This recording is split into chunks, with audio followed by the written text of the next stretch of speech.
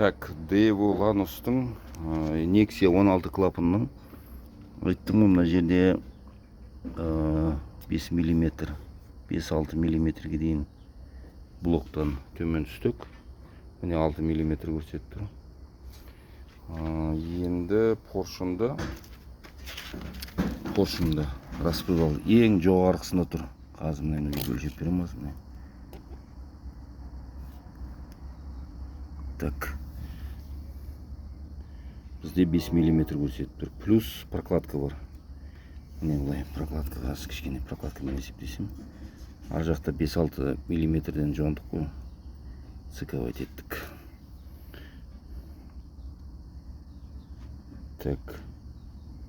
Міне прокладканы қосқан кезінде клапанның бар жоғы шығып тұрғаны 4 мм шығып тұр. Міне. Енді прокладка кішкене отырады. Ана жаңа прокладка графитовый. Паранит емес, графит. Графит қазір енді кейбіреулер сұрақ қояды, графит жақсы ма, паранит жақсы ма? Паранит баяғы заманның прокладкасы, қазіргі заманның прокладкасы графит. Жаңа дегендей ыстықты блок пен головканың арасына жақсы өткізеді.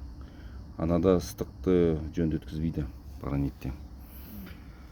Сондықтан жаңа дегендей 5-6 мм тереңдік ойық поршынға жасалғаннан кейін мына жерде ГБЦ енді бір қазір прокладкасынікі өлшеп көрейік, жоғалап қанша миллиметр көрсетіп тұр.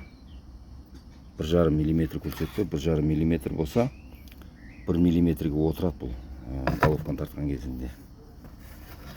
Міне, егерде прокладкасыз есептесем, 5 прокладки міне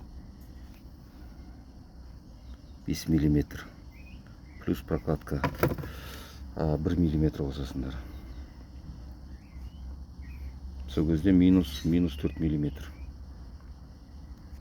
Сол жеткілікті. Мынаны клапандар бір-бірімен кездеспейді енді. Оны көрсеттім, қалай жоңғаным бәрін видеолар бар. Кіммен видеоларымды көріп жүр, сол көреді. Міне ар жағын, бер жағын бәрін 5 мм-ден, 5-6 мм-ден жеп тастадық.